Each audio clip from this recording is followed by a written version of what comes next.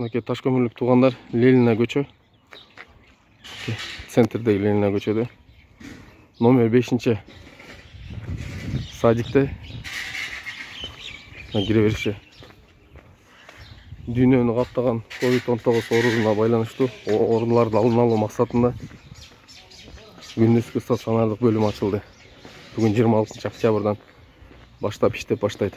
Эртең 8-тен кечки саат 8-ке чейин. Толугу менен көрсөтөт өтөйүн. Мына кире бериштери.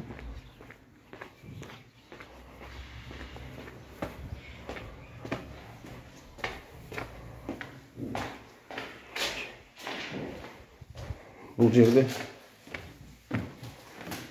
үй бүлөлүк дарыгерлер борборунун ССМнин кызматкерлери иштешет. Кандайсыз?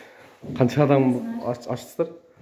Так, мына бүгүн 26 октябрь күнү 2020 жыл буйруса ушул садикте 20 орундуу дневной стационар ачылды.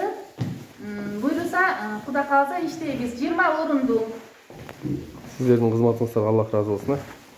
Ар жак комнатаны көрсөтүп коелук.